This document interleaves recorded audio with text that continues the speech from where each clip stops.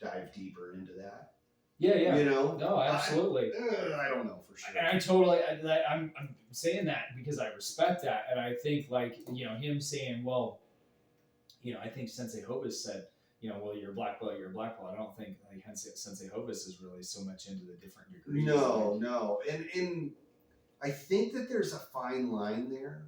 Like you can, there's like honorary degrees that you get in traditional martial arts where like you just get a Dan because you've been a black belt for so long. And then, that's why you have like 8th and 10th Dans and all of that other stuff. And it's like, at a certain point, is it just for show? Yeah. You know what I mean? As opposed to skill or mastery of a certain thing, a technique or a concept. It's just kind of like an honorary thing. And at that point, like, I kind of feel like you're just putting on a clown costume, If with all due respect, I'm not trying to like take anything away. It's cool to recognize the fact that you are into something for so long that like you've time earned or whatever. Yeah. That's cool, but like you also get vacation for time earned. Right, you know what I mean? Right. So like what is the goal of that? And that's one thing that like I'm not sure about. You know what I mean? Like, yeah, you've been a black belt for 30 years, so you've got this other rank. Well, that's cool. But like everybody can go to class for 30 years. Yeah. Like it's almost like it'd be two separate. Yeah. I don't know. The ranking thing with me is a little like, it's cool. I think it's a good thing to have because, you keep people working towards that next goal. But really the only two belts that matter are like a white belt and a black belt, in my opinion. Because you have to start. And once you get that black belt, you have to realize that you got to keep going. Mm-hmm. I know. That's a deep topic. That's a deep topic. Yeah. No, but anyway, that's what I was saying. Like, I totally think that's totally cool that he was like, Sensei said he sat down with Sensei Hovis, and Sensei told me this. He said, I sat down with Sensei Hovis. And I basically told him, like, I'm going to do this. Like, I'm going to come up with a curriculum for, like, 2nd and 3rd because it was, like, real nebulous. Yeah. And he basically said, like, this is what I'm going to do. And, like, Sensei Hovis, I think, kind of was just like, okay, well, whatever. And do what you got to do. Do what you got to do. And, like, I wish Sensei Hovis was just more involved, Yeah. I just wish he was more, like, because then he could have the... he would have the say on that. Like, he's so valuable. I just wish he would, he pops in when he wants to be here. Yeah. Unfortunately, but appreciate the guy, but let's have him around more. Yeah. It's a treasure that you want to like have. Yeah, have. And so that's what I was saying with that is like, I totally respect that where Blaine, I think, tried to do, hey, what's the curriculum? Or like he was trying to do it, like you were saying, and that just didn't work out. And so, or whatever happened. Mm-hmm. And he was just like, all right, well, this is what I'm going to teach, and this is how I'm going to do it. Well, yeah. I mean, I totally respect that. Like, you tried, and then it was like, nope, okay, like, well, I'm still going to make this happen. I have to make something happen. Yeah. And it's kind of like, at a certain point, this is what he does for a living. Yeah. And seems like everybody else, they've kind of done that already, and they're doing their own thing and on to their next stage in their life. So, like, it's this flowing thing. You know what I mean? It's like it's very much in the ether where like there's not a set. You almost wonder, like, okay, was this ever planned to continue to go? I mean, I'm sure when they started, they were like, oh yeah, this is it. We're going to do this till the cows come home. Yeah. But and then life happens. And life happens, and things get in the way, and then it's like next thing you know, it's 5 years later, and you're like, oh well, yeah, there was that thing I did. Yeah. Yeah. So that goes back to what I was saying. Are things bestowed, or do you eventually have to just do it? Yeah. Because that's what essentially Sensei has done. Is he has just done it, and you bring up a good point I didn't even think about. He does this for a living, so when at some point all these kids are going to be, whichever ones stick around, they're going to reach that black belt, and to keep them around and keep the business going, you got to have more stuff to learn. Teach them. So that makes sense from a business point of view, whereas that I totally respect that. And so anyways, that just goes back to self-promotion versus exactly and outside promotion. I don't know the answer. Like the military doesn't do that. No, you can't just go, I'm a general. Yeah, exactly. It doesn't work that way. It doesn't work that way. A group of people go, no, that guy right there is eligible for promotion. He's met certain requirements. Therefore, here we go. And that makes sense. It's a consensus. It's a vote or an acknowledgement by a group of peers or a group of superiors. Yeah. Sometimes the good old boy club helps out. That's we like this guy. That's another thing. Yeah. But you think just if a black belt here at this school wanted to open their own school, would that do you have we're supposed to go, I have no desire for that, right? I don't. But if somebody else wanted to, or somebody, it's like in you remember The Godfather? Yeah. Clemenza goes to Michael and says, "Hey, I've been loyal to you for this long. Can I go start my own thing over here?" We just watched The Godfather. Yeah. And he said that's a perfect example. Yeah. I don't want to interfere with your business, but I'm gonna start my own family. Yeah, my own. So, mom, essentially, I've been loyal to you. Nobody has Michael didn't go to him and say, "Hey, I think it's time for you to branch out and have your own family." He didn't do that. He wanted him probably to keep working. But then so he said, "I'm going to do my own." Exactly. But it's almost like he straddled the fine line in the middle, saying, "Well, can I do this?" Got permission, but it was almost like, I'm gonna do this, but I want permission first. Yeah. Well, I think that would be respectful. Yeah. For one, it's a business. But for two, it's also I'm upfront with you and I'm telling you that this is what I want to do. Yeah. And I'm asking for your permission. I'm asking for for you to be okay with that, as opposed to just not showing up and then starting a new school. Yeah. That would probably be bad. And then so if somebody said, well, what if so I have no desire for a school, that's why I just keep using that as an example. Another black belt comes and says, "Hey, Sensei, I want to start my own school in Reading," and Sensei and I teach it, and I want to earn all the money, and Sensei says, "Oh, well, I don't know what the legalities of that within the art are, legalities, but what, you're not supposed to open up another school within 50 miles or something?" I don't know what that would be. There would be some sort of a compete thing there. Yeah, because Reading and Anderson aren't that far away. I don't know. I don't know how that would work. That would probably involve legal teams, Yeah. Unfortunately. Yeah, and so that's just something that would be somebody saying, "Oh, I'm going to go open up my own school," versus getting. It's interesting though, because on the flip side of that, you go to look at pharmacies.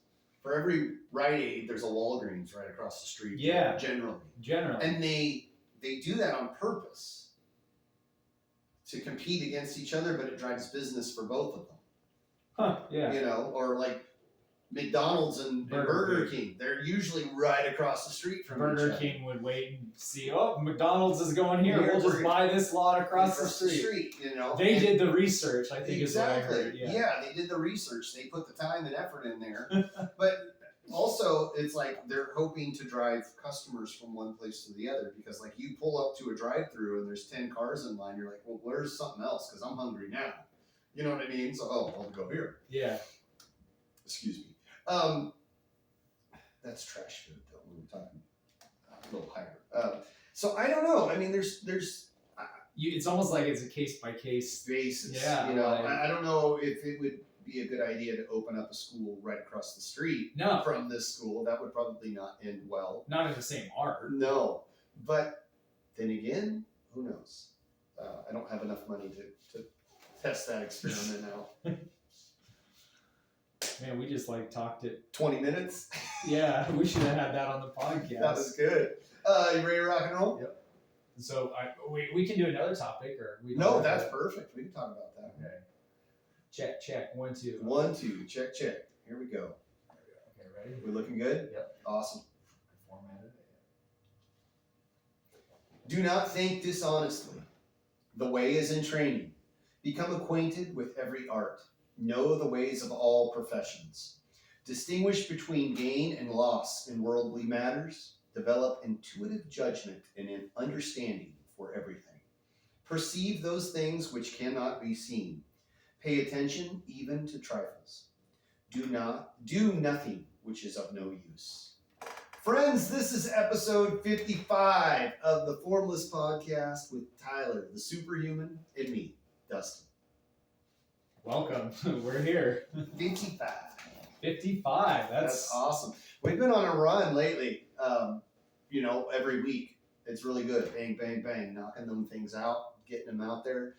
It's been just fun.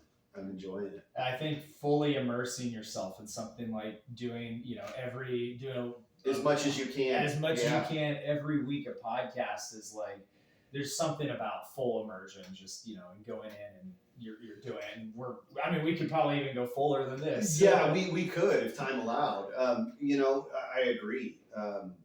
It's like, you're going to make mistakes. You just embrace it and keep going. And like that full immersion, that just dive off the diving board, just go, because there's really no going back, right? Like, we're committed, we're in this, and like, go for it. We did the class right before this podcast, which was freaking awesome. It was a good class. And your son Hunter, after the class, I was like, hey Hunter, I'm gonna work on my handstands. Like, why don't you try a handstand? Because I've been working on my handstand.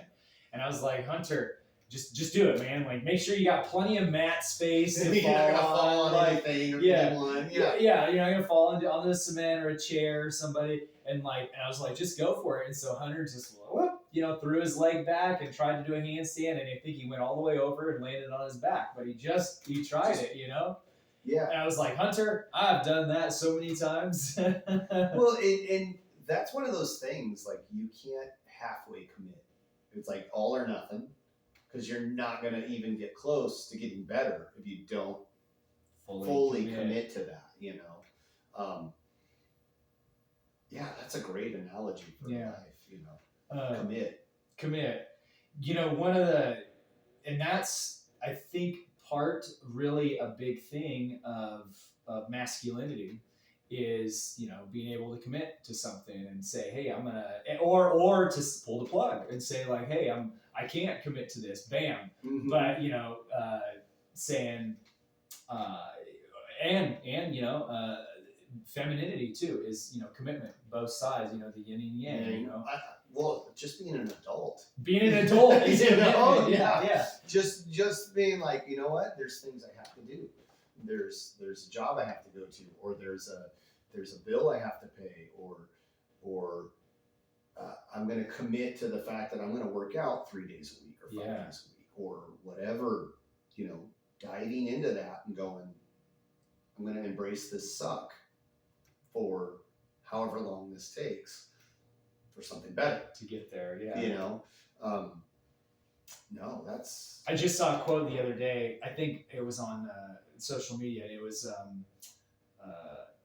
everything you ever want is on the other side of fear. Oh yeah. Have you seen that quote? Yes. And so that was a really good quote, because when you commit to doing something, then you can actually go at it, and you're like, facing a fear to some degree, and what you want is usually on the other side of that. Yeah, for sure. Oh man. Yeah, that's good. That's a good one. That's a good one. Kind of related, I was listening to, he's a Medal of Honor recipient.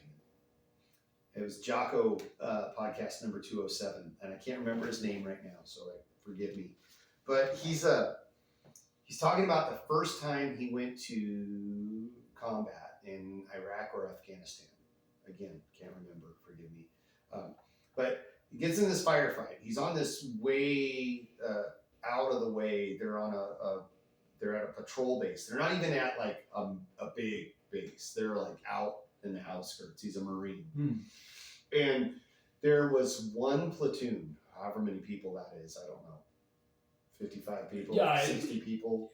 From the Army, when I was in the Army, I could anywhere between 15 to 30. Okay. So they had 4 teams, and they would go out at different times of day, and they're just patrolling.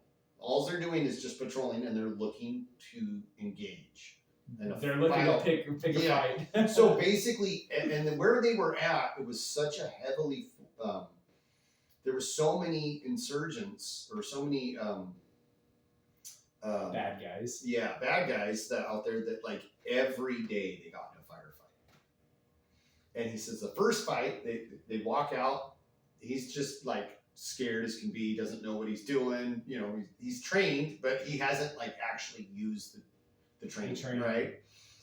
And somebody opens up, starts shooting at him. They all dive, hit the ground, and bullets are ricocheting everywhere, all this stuff. And all of a sudden, he gets hit. He thinks he gets hit. He's got his body armor on, but it's like down. He goes, it was about an inch off to the left of my spine, and it hit me in the back. And so he like gets off the line. The next guy comes up, takes his position, starts shooting back, kind of thing. And he goes to the corpsman, and the corpsman checks him out, and he's like, "You're fine. You got a bruise on your back." He got hit with a ricochet, and it didn't even break the skin, but it like he said it was like getting shot point blank with a paintball gun. Ooh. You know, so it just hit hard, but it didn't break the skin. It didn't go in. But and he's like, after that, I was like, okay, I'm alive. I can do this. And that's that initial shock, like kind of wore off, and he's like, I'm never doing this again. He was the saw gunner, the heavy gunner. So he's like, I'm never. Well, he went back. He says, I'm never going to the ground again, because it takes 2 to 3 seconds to get up and get acquainted so he can start, doing his job. And he goes, I take that back. I'm not trying to speak in absolutes. There are times when you need to hit the ground, but he goes, for the most part, I need to be like maybe to one knee. I need to get down, but I need to stay available so I can do my job. But it was really kind of funny. He's like, after that, like I had two thoughts. One, nobody can hurt me. I am invincible. Or 2, I could die at any moment, Yeah. But it kind of goes back to what we were saying about like committing. He's like, I committed to do a job, and I'm going to do this job, and the stakes are real. Like he realized the stakes are my life. Yeah. Which is crazy. Like I don't know that I want to commit to anything like that right now, but I do want to commit to the things that are healthy for me. Yeah. No, I mean, going down, like me learning in the Army, going down onto the ground on prone, mm-hmm. You're the most stable there, Yeah. Usually. But you're also, then it takes 2 to 3 seconds to get up. You're sitting there, so you're trading stability for mobility, or whatever you want to call it. That's good. There's trading stability for mobility, and there's always a trade-off, just like in sparring, just like in defending yourself. There's always, if I throw a punch, I can't cover everything up. Yep. I'm going to expose some part of myself to receive that. So I've got to minimize that risk as much as possible by covering up, by holding my hands up. You can't take the hill unless you expose yourself to fire, to enemy fire. Yeah. So you've got to do that. No, that's good. Yeah, committing. That's awesome. Yeah. Kind of to segue into like what kind of we were talking about for mm-hmm. this, like was the topic of which goes into commitment, which is, are you committed to something like, say, a martial art or whatever, you're working in a business, or you're committed to doing painting, whatever. at some point your commitment, you have to take that commitment to another level, right? Like what you're gonna do, like am I gonna commit to doing my next degree black belt, the next level of my business, or the next level of school, the next degree? Am I gonna try to go for my master's or my PhD? But yeah, that's such an interesting thing. But what we were talking about, what we want to talk about is, do you go for outside promotion outside of yourself to level you up, or do you self promote yourself? Yeah. And that's an interesting topic. I think if you go into self promotion, like you're gonna call yourself a certain title. Yeah. I think you can get into that cult territory real quick. Especially if people buy into it. I don't know that would be the most honest way to go. I think that there's a fine line to cover there, because that's a slippery. It is a slippery slope. So I've heard just you take like something that has like a like an electrician. I've never been an electrician, but you have an electrician, and then you have your trainee that's right under you, right? And so that trainee is training, and so that skill, that knowledge that electrician has is bestowing that to that trainee. Yeah. So it's like, that's not self-promotion at that point. That's like you're doing the thing. You as the trainee, you're doing the thing. You're learning the skill, and the technician, essentially signs off, whatever that means, on you, and says, okay, he knows how to do all of these things. Yeah, he knows how to run some wiring, or whatever it is. And so then it's like, okay, he is now certified, to do that.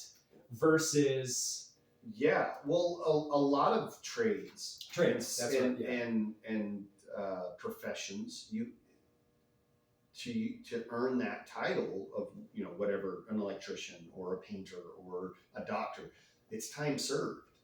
You have to put in the time, and then others give that to you. I don't think you would be a very successful electrician or a doctor if you were like, woke up one morning and just started calling yourself a doctor. Right? I'm Dr. Tyler. I can handle that. There's a funny story about, and I have no idea if this is true, but do you know who Hunter S. Thompson is? Yeah. Okay. Hunter S. Thompson is one of my favorite authors. He's a crazy guy. Okay. Just outlandish and crazy, but he had a friend that was a doctor. And the story goes that every time these two guys got together, the guy would brag about how he was a doctor, and that, like, he's earned this title and blah, blah, blah. And his poo don't stink because he's a doctor, all of this stuff. And Hunter got tired of hearing this every day, all the time. And so he found a college or some place that would print a certificate, and he paid the money, and they gave him a doctorate of journalism. Yeah. And so for a number of years later, every time he ran into this friend, he insisted that he called him Dr. Hunter. And I think it was a little bit of like giving him a taste of his own medicine, but also like just to be like, you know what? Any slouch can do that. Just take him down a notch a little, But I always thought that was kind of funny. Like that to me is an example of good self-promotion. Yeah, exactly. Self-promotion. Well, so I had a friend that got married last year, and before he got married, a family member of his, is actually his father, got licensed as a marriage. Yeah. He could a priest or a. There's a word. My dad did the same thing for my brother. Yeah, and so like he did it all on the internet. It was like, I don't know, whatever. You can go to it's a Unitarian Life Church or something, and you can pay your money with $15 or $30 or whatever it is, and they'll make you a minister. A minister, that's what it is. A sort of like a minister. Yeah, 15 minutes or whatever. So that's like to me, that's like an example of like somebody saying, oh, I want to start marrying people, so I'm going to go do this for 15 minutes. Yeah. Now I'm a minister in the eyes of whatever church or whatever organization, and now I can do this. Yeah. So that's another example of, I guess could be said, good promotion, like, you know, but that's kind of like an interesting topic. Right? I have a certificate from the Church of Dudism. Have you ever seen? You do? Yes. Yes. My wife was pissed. So, have you seen The Big Lebowski? Yeah, of course. Okay, the dude. Yeah, the dude. Some guy started a website and basically made a church of the dude. And like wrote a book about dudism and everything and started this whole thing as a gag. And apparently, I don't know if it's true or not, but with that certificate, you can legally marry people. It like holds up. I don't know. I've never tried I never tried it out. But I got a certificate somewhere. So you can legally marry people. Apparently. According to the Church of Judaism? Yeah. Okay, so that's exactly what I'm talking about. I did it I just did it because I was like, this is too funny. I have to I gotta try this. I gotta do it, you know. I think it was like $10 or something.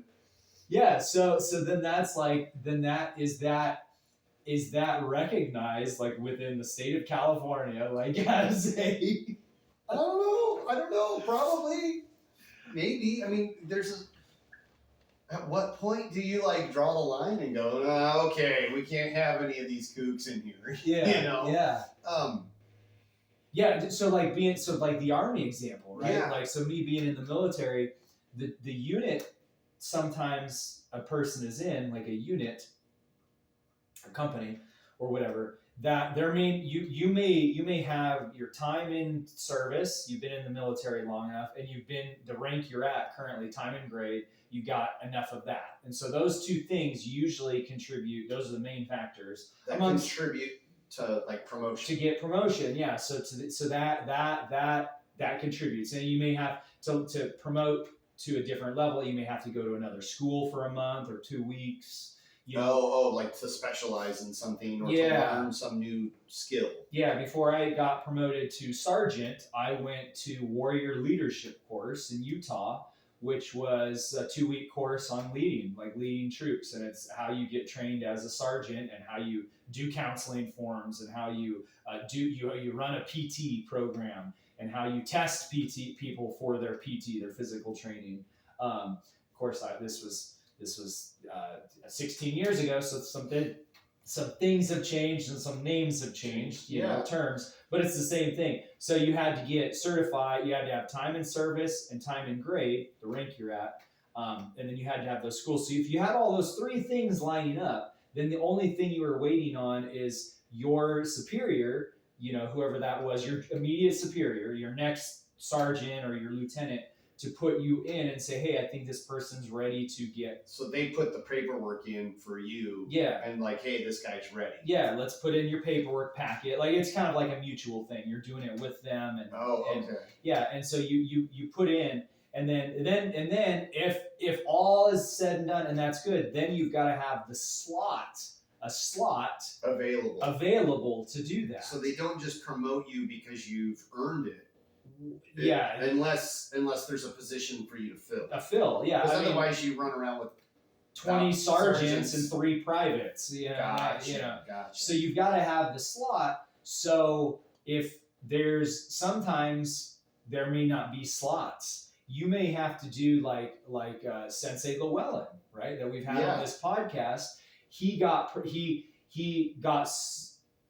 time in service, time in grade, and he had all this schooling, but in order to promote, he had to go to another unit, transfer out to promote up, because as you get higher and higher, there's less positions, and so he had to transfer to another unit and got his promotion that way.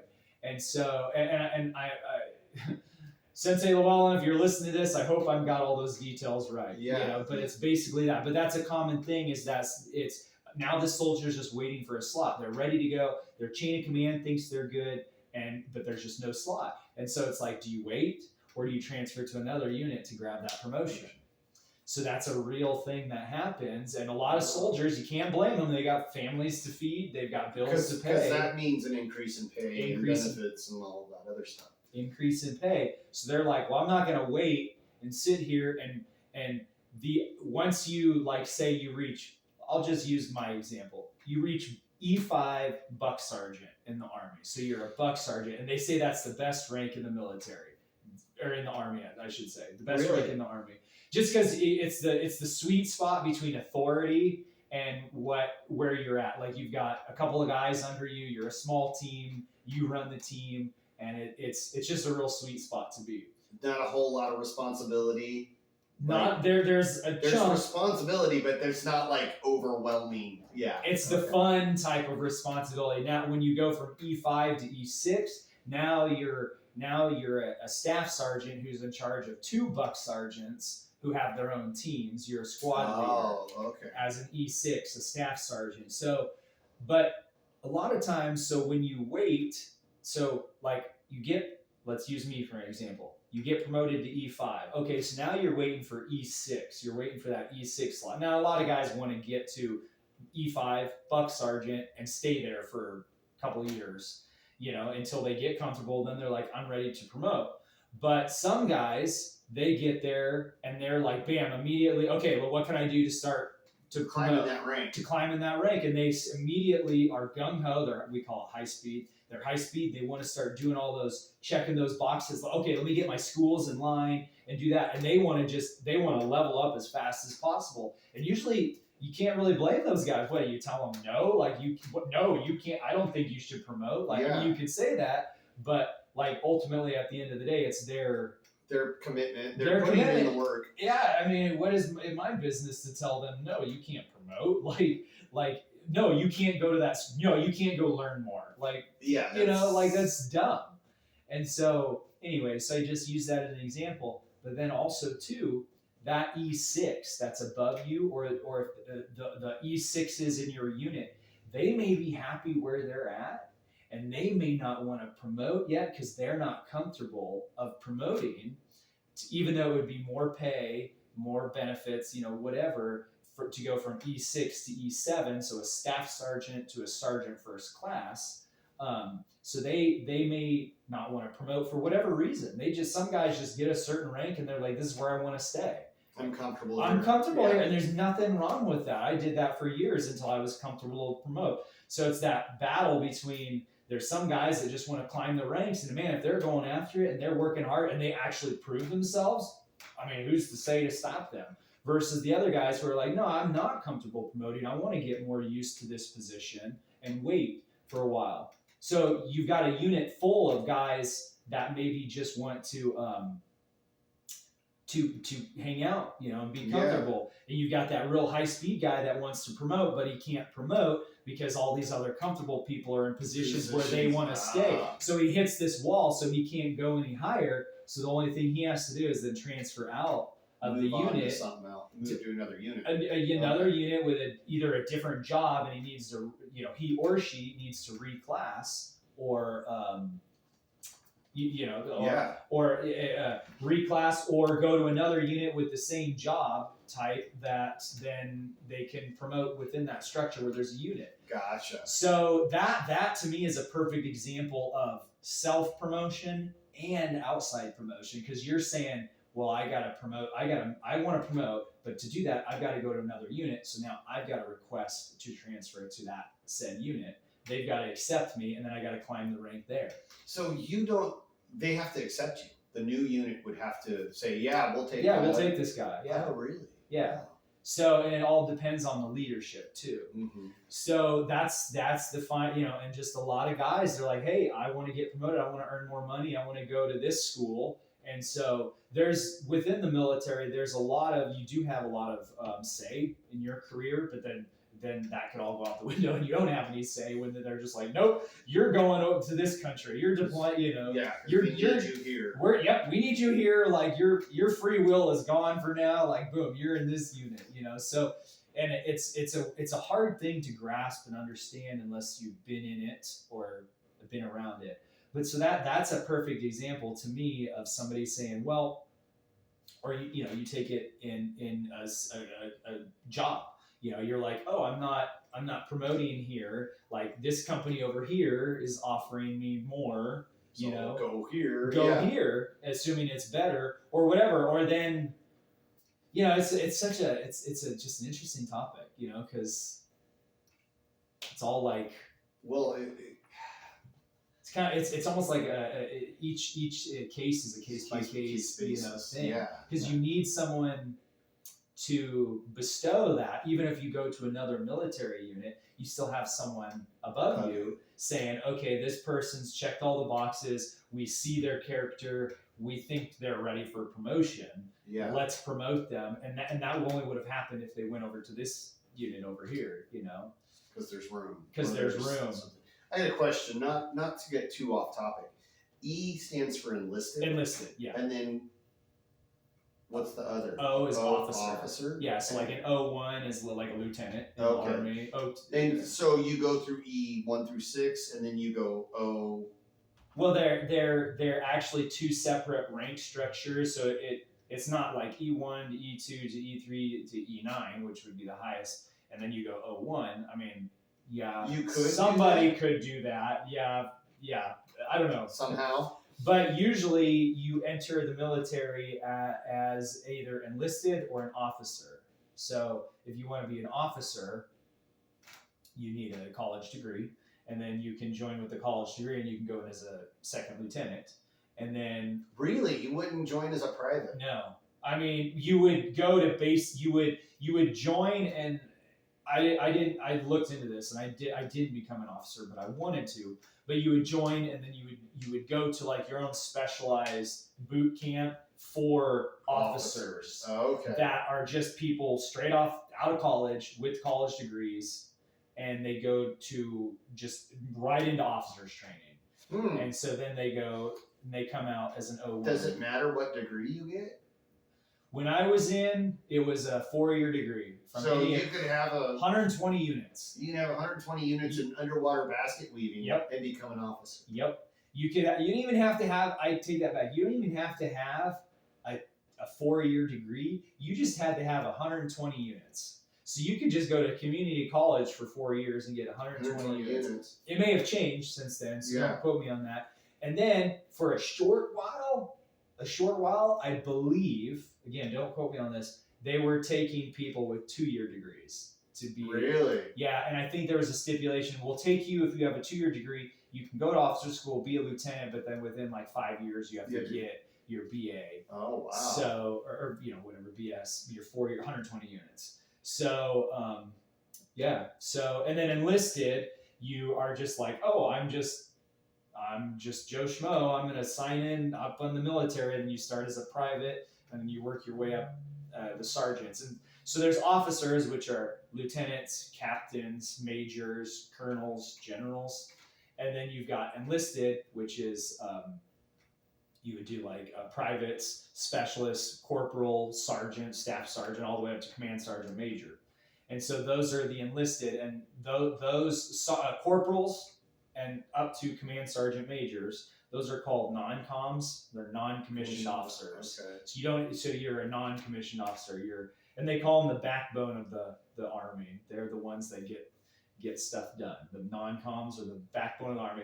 The officers issue the orders. The non-coms make sure those orders are carried out by the other non-coms, the lower-ranking non-coms, and the privates and everybody. So wild. Yeah, I was totally unaware of that. Yeah, so the E stands for enlisted, the O stands for officer.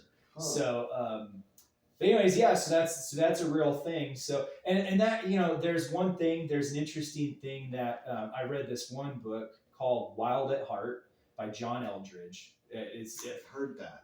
Wild at Heart by John Eldredge changed my life. If there was ever a book that changed my life, it was that book. And I've read it, I think, 3 times now.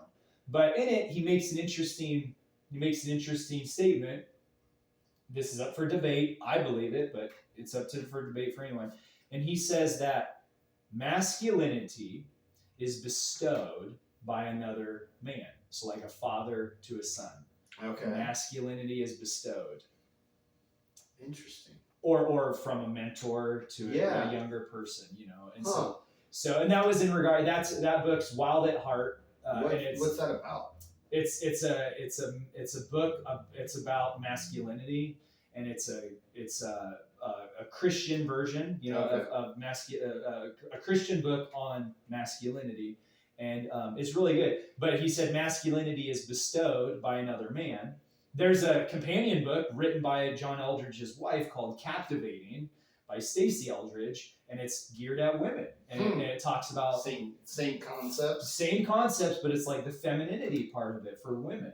I've read that book twice. Oh, really? And so it's really, they're really good companion books. And so, but anyways, so that's where I got the idea of, it kind of goes into when he says masculinity is bestowed by another man, is rank bestowed by somebody else, is promotion bestowed. And I think it's a balance, right? Like what I just said with the military, And what happens a lot of times, you get two really, we've all seen this, you get two, how like you have two separate friends from two different friend groups, and they're great on their own, and if you have a party with them there, they just don't get along, they butt heads. Mm-hmm. I've seen it. Oh yeah. Same thing happens in the military, where you get a really great person that's higher ranking than you, and somebody else that's lower ranking that they're in charge, and they're both great people individually, but somehow you put them together and the personality doesn't mesh. And I saw it all the time. And then that becomes then an ego battle between those two. And maybe that younger person wants to put in to get promoted. And that higher person is like, you're not ready. And they're not telling them you're not ready because they're truly not ready. There might be some mixed in there that's like, I just don't like you, and I don't want you to get promoted, and I don't want you promoted on my watch. And they're both two great people, but that's just, and so that person, as long as they're under that person, and that may be the captain of a military unit, and you're a private or a specialist or a private trying to go to sergeant, right? It would be a specialist, but a specialist going to sergeant, and that captain may not like you for whatever reason. They don't like you, not gonna happen. And you ain't getting promoted. They'll put someone else in that spot to promote you instead, and it's what we can argue it shouldn't happen. That stuff happens. We know that stuff happens. And so anyway, so so if that guy's like, well, or that girl, they're like, well, I'm never going to get promoted because I've got this wall or the ceiling holding me down. Well, I've got to go somewhere else. And so that's just an interesting thing that I saw a lot sometimes in the military, Yeah. And I think that carries over into our regular lives too, with our regular jobs. Like, oh yeah, you find a job and they're just grinding you into the ground, and you got to find something new. Find something new, or if somebody that has a family, a wife and kids to take care of, or a husband and kids to take care of, and they're like, oh, I'm not making enough here at this job. I can ask for a raise, but they may not want to give it. They may not be able to afford it, but I need to be earning more money. So now I've got to self-promote myself and go find another job that pays more. Wow. It's kind of because like if you go out looking for a job, you are promoting yourself as something. You're like, hey, I'm this. I can do these things. I'm good at this. Yeah. Yeah. And that's where I get into, like we were talking with martial arts, you really can't promote. I mean, haven't seen much of anything of somebody saying, oh, well, I'm all of a sudden like, oh, I was a white belt yesterday and now I'm a black belt because I decided that. I mean, I'm sure there's people that do that. There was a short I saw not too long ago. It was on Instagram or Facebook. A guy promoting himself in front of his class. Gave himself some degree in something. I think I want to say it was jiu-jitsu, but I'm not sure. Anyway, they're all sitting down. It's after class. They all did their workout. and he's like, and now, he like puts his new belt on and stuff, and they were the commenters on there were tearing him up pretty good. But yeah, I think that doing something like that is probably universally frowned upon. Self-promoting yourself. Yeah. But if there's a group of peers or higher, professions going, yeah, you've hit all the marks here. You should call yourself this, or you should, that's I think that carries a lot more merit than absolutely. Like the military example. If everybody could self-promote, there'd be thousands of generals. Everybody'd be a general. I'm a general. Yeah. And that's taking it to the ridiculous extreme. But that's how you, in the extremes is where you find those boundaries. Those like, this is not okay. This is not okay. So like the same thing, right? So in martial arts, we have there's sometimes people, different martial arts pop up all the time. You're like, there's this art over here called whatever, yeah. And we're like, I've never heard of it. And a lot of times it's somebody from another art saying, well, I want to now start my own art, and I'm going to go over here and start my own art. But usually those people that do that have had a lot of prior training. They've already have some sort of a rank or a degree. Yeah. Or title. Yeah. So doesn't Chuck Norris have his own style? Mm-hmm. He's got his own style. So he did his own thing with the what's the main art he did? I can't remember it right now, but he's got the art that he trained in, in his early years, and then at some point he said, "Well, I'm going to found my own art." He has he's got quite a few black belts. Yeah, like I know he's a Gracie black belt in jiu-jitsu, and then he's got, I want to say Shotokan, but I don't think that's right. He's got his own, his first style that he learned, and at a certain point, like,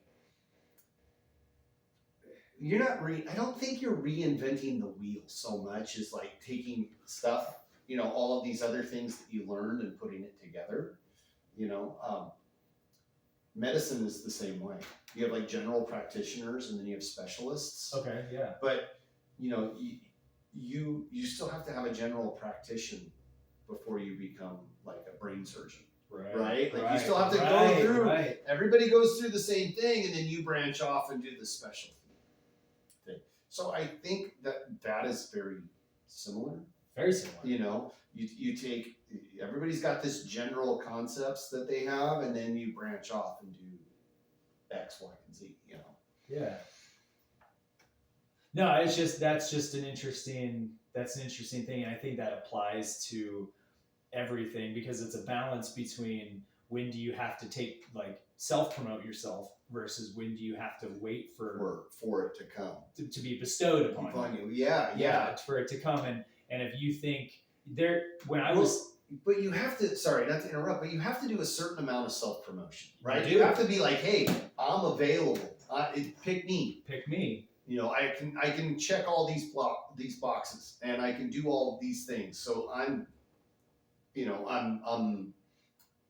not worthy, I guess worthy, or I'm eligible for this. But somebody's still kind of going, okay, yeah, that guy is correct. He is eligible. Yeah. Or gal, or whatever. But you're not going, I am this now. Right? Like you're going, I hit all the marks, I qualified. Correct. But I'm not a doctor, I'm not a black belt, I'm not a welder. I'm here, I'm eligible, I'm available. I'm available to get promoted or to whatever. Those I think are distinctly different, because the self-promotion, like what we're talking about. Hey, I'm here. I'm here. Yeah. But self-promotion in the aspect of like, oh, now I'm a doctor and you should address me as such. That's different. That's different, man. Yeah. That's different. You're not like, you're just saying that, you're just calling yourself something. You're not being that something. Yeah, it's not backed up by something. Yeah, you got to back that up with some serious, some skills or some documentation or some proof, Certification. Certifications. Yeah. It's like when you get it's funny. Every job application you fill out, they ask you if you have a high school degree. Yep. High school diploma. Yep. How often have they asked for proof? Have you ever had a job where they asked for proof that you graduated high school? The Army, but that was yeah. it. That was it. But other than that, nothing. Nothing. But if you get a college degree, I don't know. I don't have a college degree. I would assume that if they're doing their due diligence, they're going to look into that. The job? Job. Like if you came to me, I run a business. You come to me and I'm like, did you graduate high school? And you're like, yeah, I did. Okay, that's good enough for me. But if you got a degree in something, if we're hiring you for a specialized thing, I would assume that you need to show proof that you've got that specialized thing, whatever that case is, right? I know like state certifications, you have to show proof that like I am certified by the state of California or Texas or wherever to do these things. And here's my proof and I have hours to back that up. Yeah, I mean, I don't want a doctor working on me. That's not got his doctorate out of a Cracker Jack box, right? Let me see. Which one's the scalpel? Yeah, exactly. Oh, this one looks good. We'll see what happens. Yeah, no, and it's just interesting. My dad, when he moved out to California in the 60s or 70s, he came out here and he just wanted to start training horses and be a horse trainer. Mm-hmm. And so he did all these seminars, boom, boom, boom. He was doing seminars and he just started doing it. And he just was like, yeah, I'll work with your horse, like to people. And he bought a place with horse barns, two big horse barns, 10 stalls in each one, two big horse arenas, one big rectangular one and one big round pen to run your horse in a circle. Okay. And he just started doing it. Like he just said, well, I'm going to start training horses. Like, and this is what I'm going to do. Wow. Yeah. And so and he just did it. And then he had the name, like when I was a kid growing up, I mean, if you were in horses, you knew my dad's name in this area. Like he was just well known.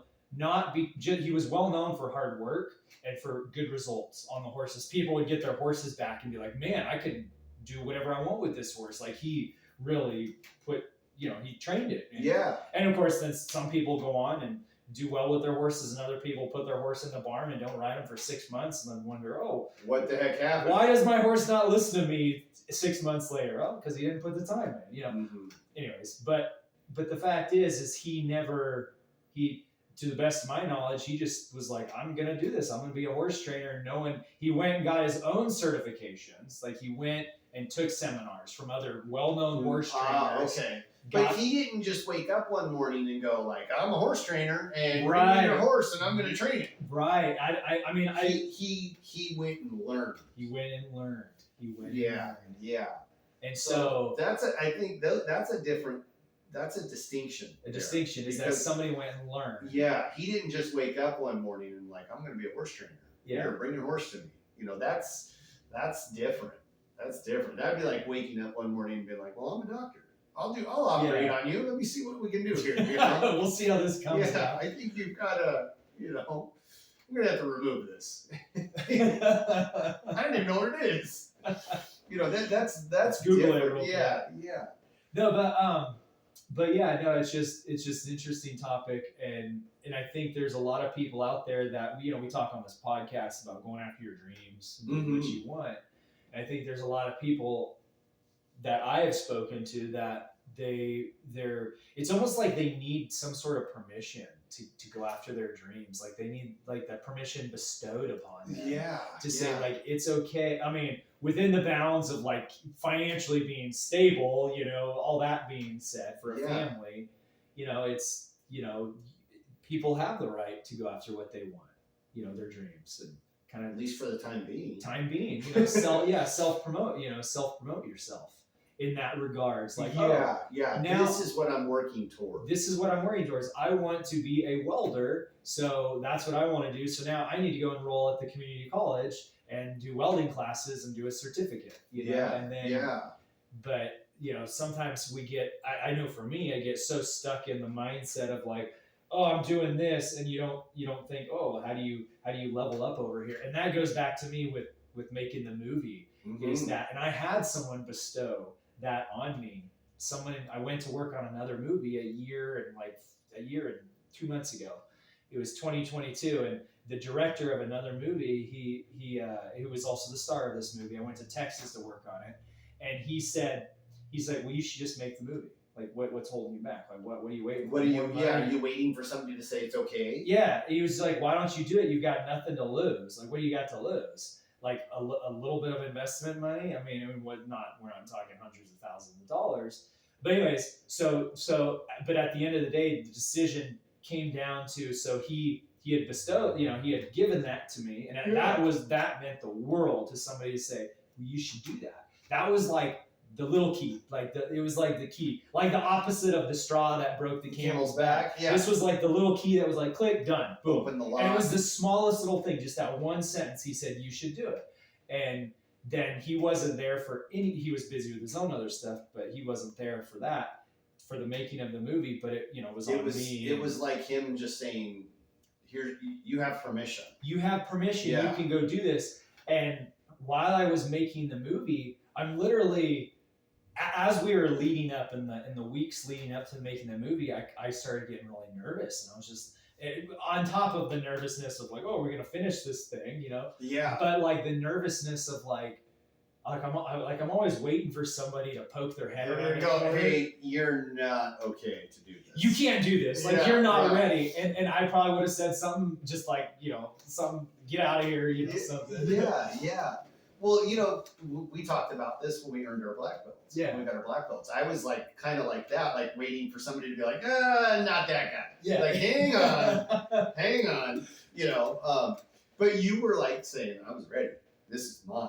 I definitely felt like I earned it, but at the same time, there was a little bit of me that was just like, is this really happening? Yeah. Is this the thing that I've been working for? And everybody's in agreement. I get this. That kind of like astonishment kind of thing. Like, I finally have arrived. I've gotten to the thing that I want.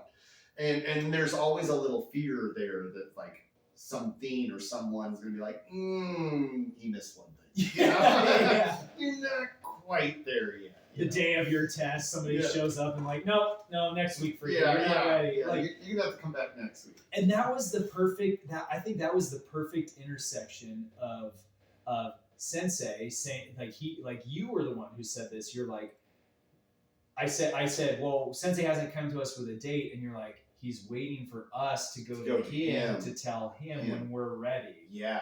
That was the perfect intersection of like, when are we ready? Now we're telling him we think we're ready. And he's probably going to think we're ready too, assuming that. Yeah. So, and that's cool. Like, I think that was the perfect thing to where it wasn't an ego-driven thing. It wasn't a like, I want this. It wasn't a greed thing. It was more like, hey, I think I've met all of these requirements, and I think I can continue to meet them. I want to see if I can. Yeah. That's faith in yourself. Faith in yourself. And I think that establishes, at least in my mind, the qualities of Sensei Court, like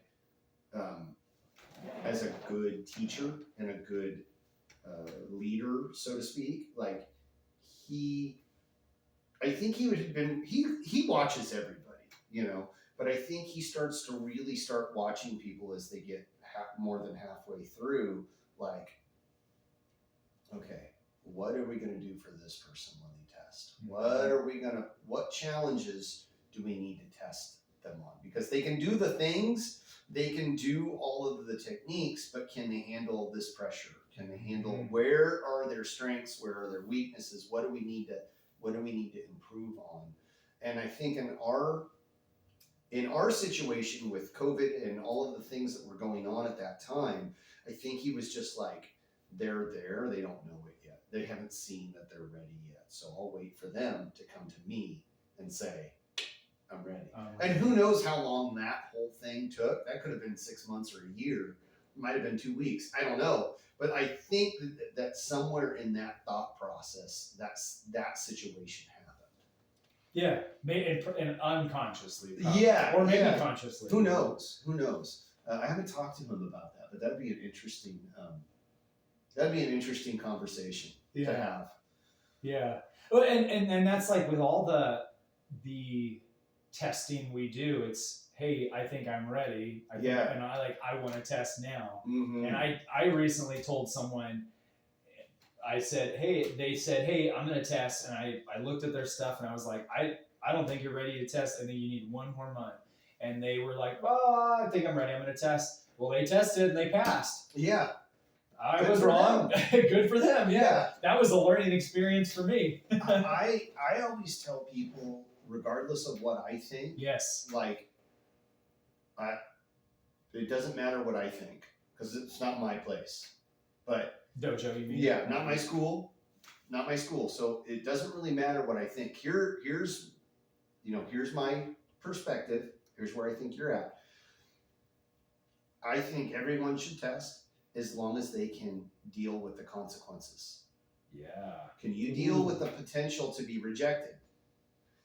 Can you deal with not passing? If that's the case, if you can deal with that not passing, find out. Go test, find out. If you can't, wait. That's good.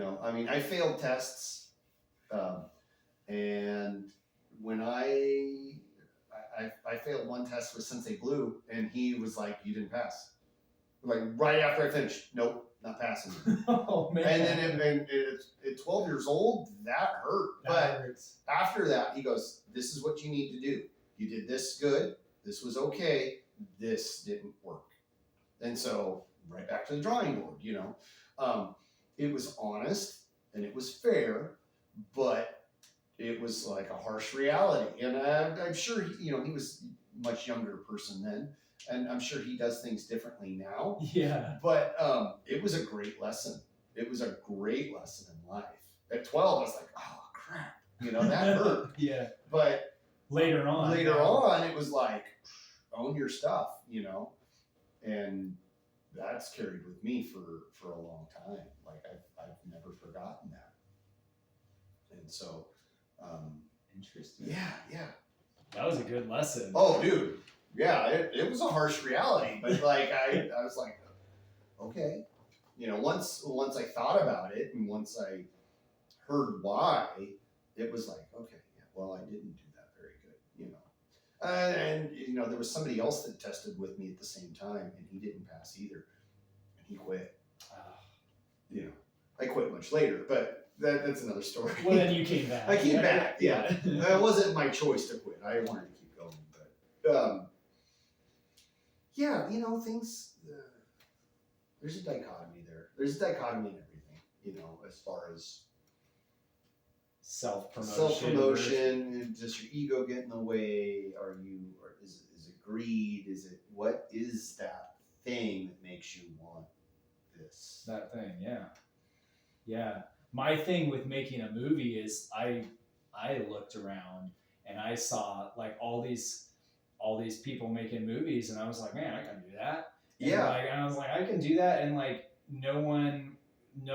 a lot of people were saying, don't make this movie because you don't have money, resources, the right talent for it, crew members, and man, if I would have listened to all those people, so-called people that a lot of them I respect, I wouldn't be where I'm at now. And I can't imagine not being where I'm at now. And like, that was me taking people that had more experience than me in a lot of regards, giving me a piece of advice. And I was like, with the consequences, like you said, I was like, I think I can deal with those consequences. I'm going to go against their advice. Yeah. Just because I believe in myself and who I'm with, and I'll take the consequences, and I'll prepare for that humbling experience. Yeah.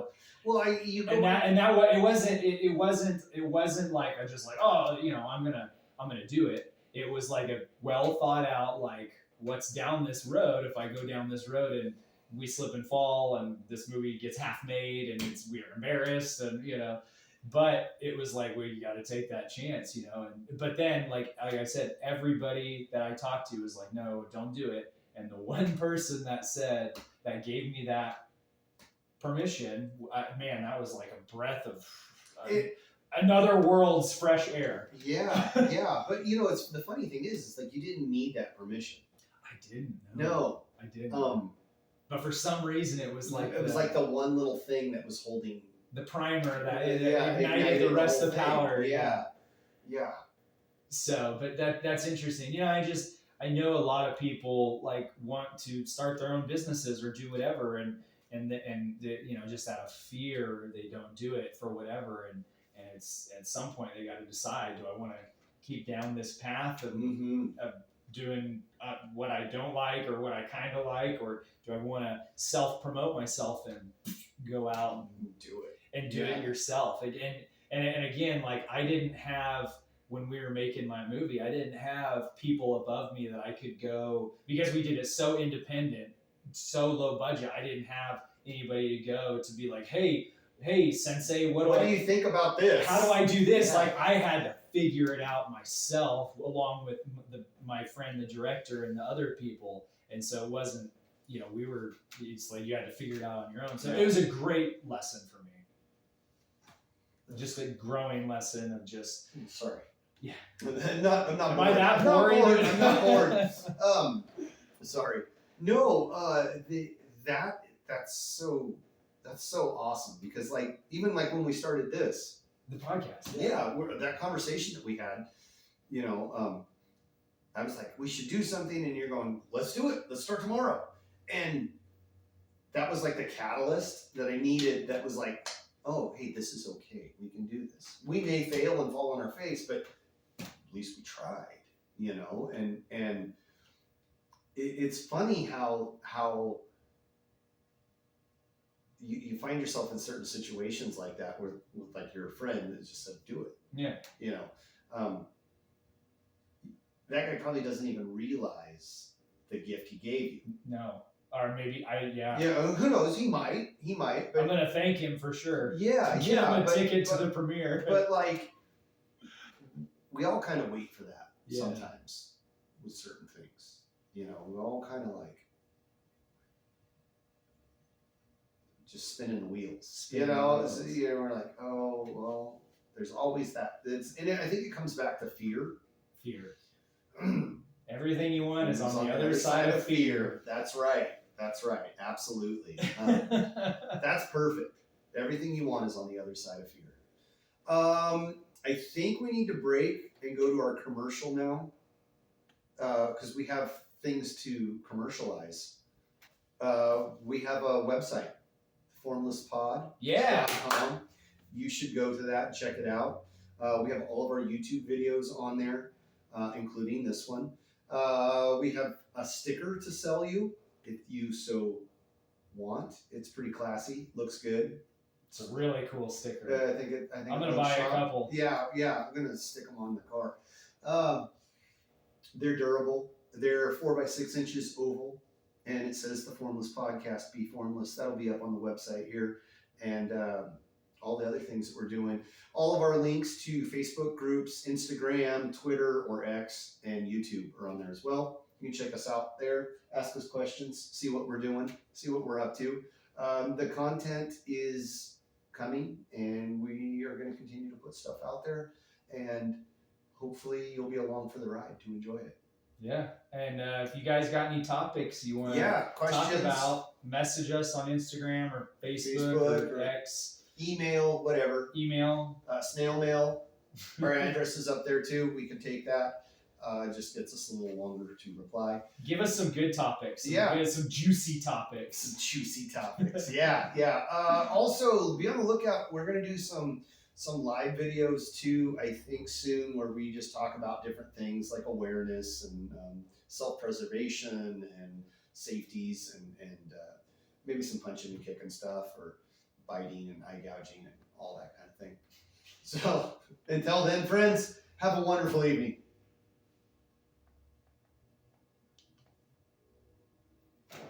Right on. We went for an hour, dude. That was good. That was a good one. I thought